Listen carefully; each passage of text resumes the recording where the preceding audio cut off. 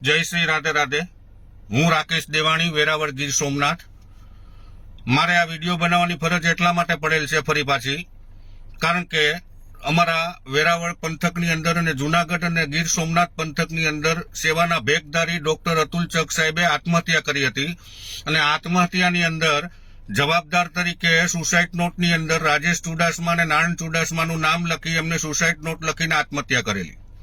આ ડોક્ટર એવા સેવાના ભેખધારી હતા કે સમગ્ર પંથકની અંદર બહોળું નામ ધરાવતા હતા અને લોકોની સેવા કરતા હતા.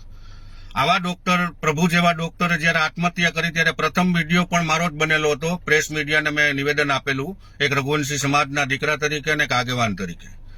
ત્યારે મેં સર્વે ગૃહ ખાતાને તેમજ પોલીસ તંત્રને આહવાન કરેલું કે આમાં જે કોઈ પણ ચમરબંધી હોય, જે કોઈ પણ ગુનેગાર હોય, અતુલ ચક સાહેબની આત્મહત્યા માટે જવાબદાર જે કોઈ પણ હોય એમને છોડવા ન જોઈએ, એમની પર કાયદેસરની કાર્યવાહી થવી જોઈએ. અને એમનો વિશ્વાસ રાખીને આ વિડીયો બનાવેલો. ત્યારબાદ પણ 3 મહિના બાદ, લાંબા સમય બાદ એક એફઆઈઆર નોંધાયેલી, જેમાં રાજેશ ચુડાસમા અને નારાયણ ચુડાસમાનું નામ એફઆઈઆર ની અંદર નોંધાયેલું, જે ગત ટર્મના સાંસદ હતા. અને આ વખતે પણ ભારતીય જનતા પાર્ટીએ એમને ટિકિટ આપી. આજ દિન સુધી એમની ધરપકડ નથી થઈ.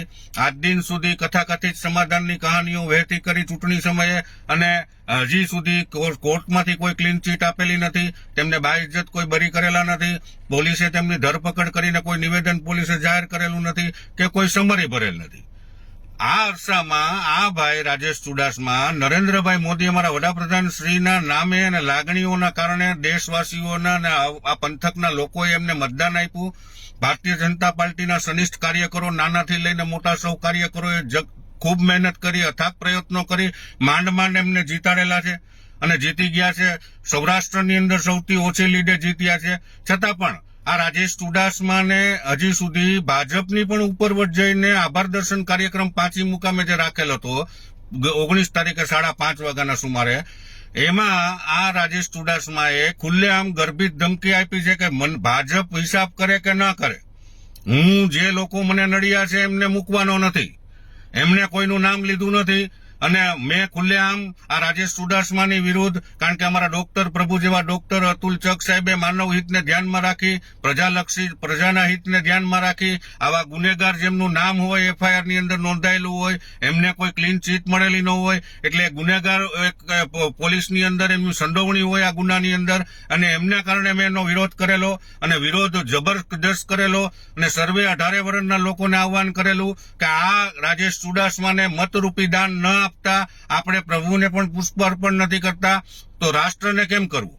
એટલે આવી ગર્ભિત ધમકી બાદ મને એમ લાગે છે કે આ ભાજપ, ભારતીય જનતા પાર્ટી થી પણ ઉપરવટ જઈ અને મને ડર લાગે છે અને મહેસૂસ થાય છે. એટલે મેં એક ફરિયાદ રૂપી સર્વે ડીએસપી સાહેબ, આઈજી સાહેબ, એસપી, ડીજીપી સાહેબ, ગૃહમંત્રી, મુખ્યમંત્રી તેમજ કેન્દ્રીય ગૃહમંત્રી અને વડાપ્રધાન શ્રીને ઉદ્દેશીને મેં સર્વેને કોપી ઈમેલથી અને તેમજ ઇનવર્ડમાં દાખલ કરી જિલ્લા કલેક્ટર ગીર સોમનાથ અને ડીજીપી સાહેબને, ડીએસપી સાહેબને ગીર સોમનાથમાં 23 તારીખે ગઈકાલે નોંધાવેલી છે. અને મારી જાનમાલનું રક્ષણ, મારી જાનમાલને ખતરો છે, તેમજ મારા પરિવારને જો કંઈ પણ થશે, અને આ રાજેશ ચુડાસમાની ગર્ભિત ધમકીના લીધે આખા સમગ્ર પંથકમાં ભયનો માહોલ ઉભો થયો છે.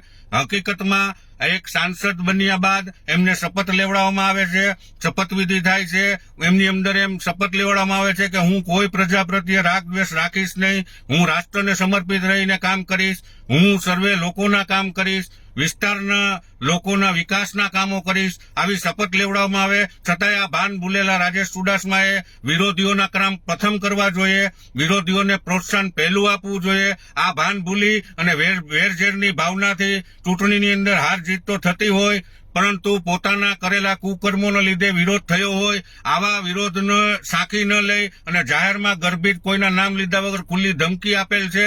આ ધમકીના કારણે સમગ્ર પંથકમાં ભયનો માહોલ ફેલાયો છે. ભારતીય જનતા પાર્ટીની શાખને ધક્કો પહોંચાડી રહ્યો છે આ માણસ. આ માણસની ઉપર પાર્ટીને પણ વિનંતી કરું છું કે એક્શન લેવા જોઈએ. અને બીજું કે સાંસદ છે એટલે તમે લોકોના સેવક છો, લોકોની સેવા કરવી આપની ફરજ છે. આપને ધમકી આપવી આપને શોભા નથી દેતું. એટલા માટે હું ગભરાયેલો છું અને મને ડર લાગે છે કાલ સવારે મારી ઉપર કે મારા પરિવાર ઉપર કંઈ પણ થશે તો તેની સમગ્ર જવાબદારી લેખિતમાં મેં જાણ કરેલ છે સૌને. તેની જવાબદારી રાજેશ ચુડાસમા સાંસદ જુનાગઢ 13 લોકસભાની રહેશે. અસ્તુ.